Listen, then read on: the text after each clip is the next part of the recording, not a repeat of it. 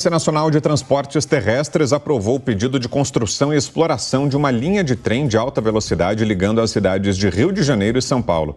E sobre isso, a gente conversa agora com Caio Rubens Santos, doutor e professor no curso de Engenharia Civil do Instituto Mauá de Tecnologia. Professor, em primeiro lugar, bem-vindo, bom dia, obrigado pela presença. Bom dia, muito obrigado pelo convite. Ô professor, para começar a conversa, queria entender do senhor os motivos desse atraso. A gente até conversava sobre esse assunto no decorrer da semana aqui na programação. A gente brincava, né? O trem-bala era prometido para a Copa de 2014 e não é uma brincadeira, foi uma promessa mesmo feita pelo governo Lula. Foi o primeiro governo Lula, Dilma Rousseff ainda era ministra do presidente na época. A promessa era de que o trem-bala estaria em operação em 2014 na Copa do Mundo que aconteceu aqui no Brasil. Já foram 3 Copas do Mundo de lá para cá, 2014, 2018, 2022 e a promessa agora é de que fique pronto em 2032. Por quê, professor? Existe motivo, justificativa para esse atraso? Se é que dá para falar em atraso de 18 anos? Nós não estamos falando também, né, Vitor, da mesma coisa, né, do projeto que nós tínhamos lá no passado do governo do Lula, governo Dilma. Era o projeto que já tinha, né, ido para licitação e o problema maior na época foi a questão do custo, né? Então não houve adesão para que fossem iniciados os projetos e a obra.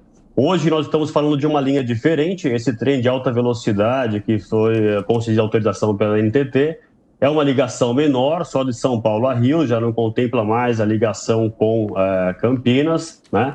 E esse trem, o que foi concedido agora é uma autorização para essa empresa, a TAV Brasil, a começar os estudos e projetos para poder viabilizar. Então, mesmo esse empreendimento que agora foi autorizado pela NTT, ele ainda vai passar por um longo processo de estudos de viabilidade, os projetos, obtenção das licenças e o mais importante, né, é preciso que se viabilize os investimentos para que se possa construir esse empreendimento.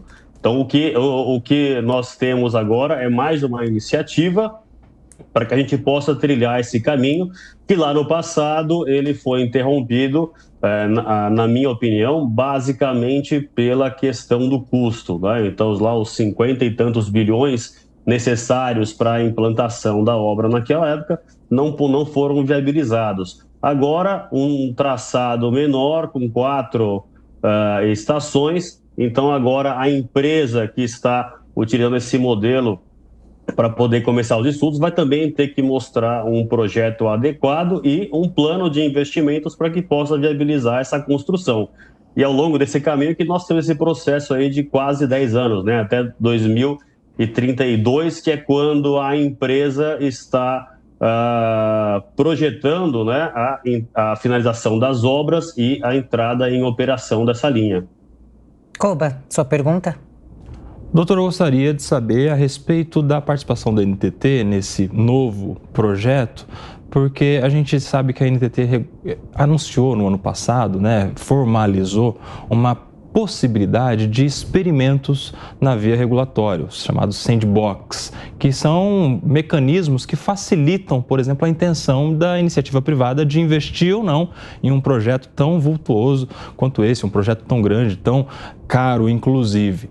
O senhor sabe dizer se isso já aconteceu? Há algum experimento que vá possibilitar essas empresas da iniciativa privada a entenderem melhor os impactos ambientais, os impactos econômicos, os impactos urbanísticos de um projeto tão grande como esse?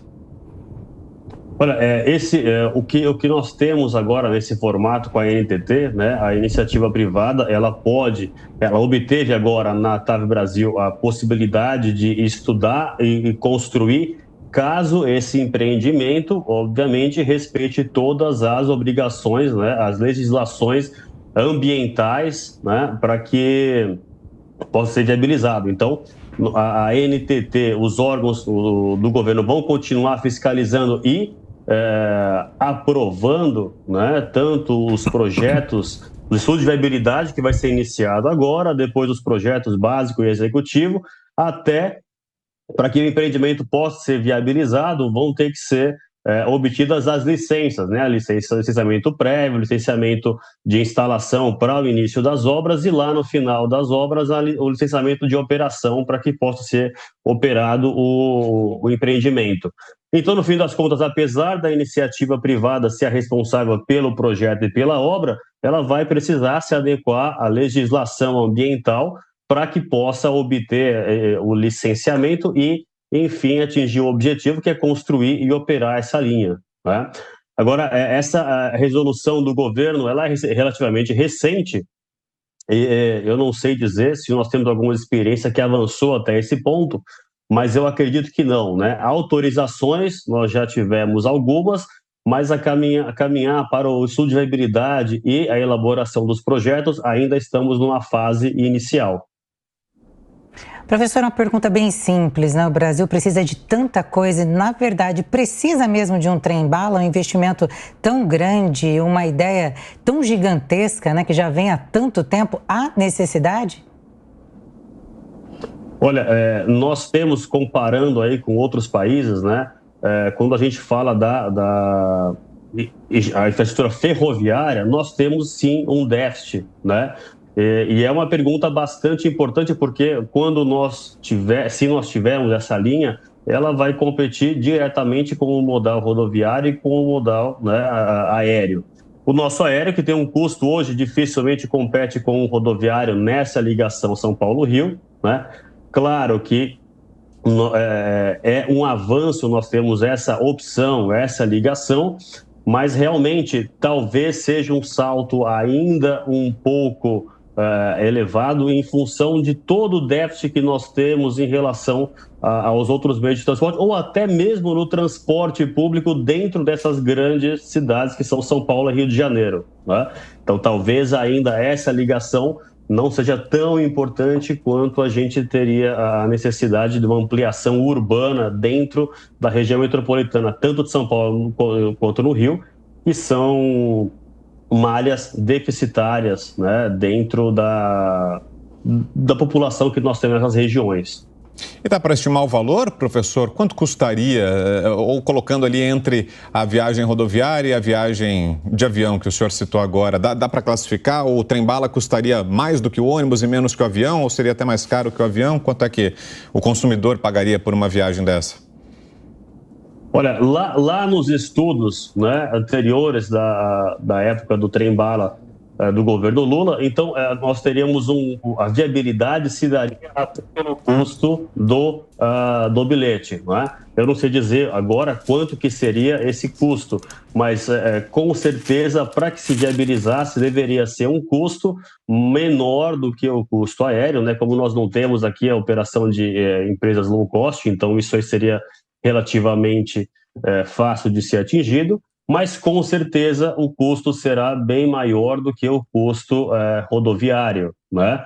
E essa autorização para o Otávio Brasil, eles precisam também de um modelo de negócio que eles consigam construir esse empreendimento, que vai ser um investimento bastante elevado, e depois fazer a operação durante um longo período, né? E essa operação vai ter que ser compatível com esse custo de investimento. Então, um trem de alta velocidade é uma linha que vai ter que ser completamente segregada do entorno, né? Então, a gente não pode ter cruzamentos, áreas urbanas, tudo isso. Então, demanda de obras mais pesadas, né? Então, túneis, obras de arte, pontes e viadutos, para que a gente não tenha nenhuma interferência do entorno. Então, isso faz com que seja uma obra bastante mais cara, né? E aí, tempo de viagem, professor? Que a gente... Uma outra curiosidade, quanto tempo dura a viagem, ou duraria num trem-bala? Olha, o trem-bala, esse percurso São Paulo-Rio, numa viagem sem parada, né, de 380 quilômetros, deveria demorar algo entre uma hora e alguns minutos. Então, possivelmente, eu não conheço exatamente a ideia do empreendimento que está sendo proposto agora, mas nós teríamos viagens direto, né, São Paulo-Rio, e depois os trens paradores na estação de São José dos Campos e Volta Redonda. E aí nós teríamos tempos distintos. Mas, com certeza, seria um tempo competitivo com o modo aéreo, né? Um pouco maior, mas ainda assim bastante competitivo se a gente contar com os tempos de terminal que nós temos lá no modo aéreo, por embarque, desembarque, tudo isso, né? Que também vai acontecer no modo ferroviário, mas possivelmente um tempo menor do que o tempo de terminal nos aeroportos. Perfeito, vimos aqui no Jornal da Manhã o professor Caio Rubens Santos, que é doutor e professor no curso de Engenharia Civil do Instituto Mauá de Tecnologia. Obrigado mais uma vez, professor, pela gentileza, por nos atender aqui nessa manhã de sábado. Bom final de semana. Muito obrigado, bom dia, bom final de semana.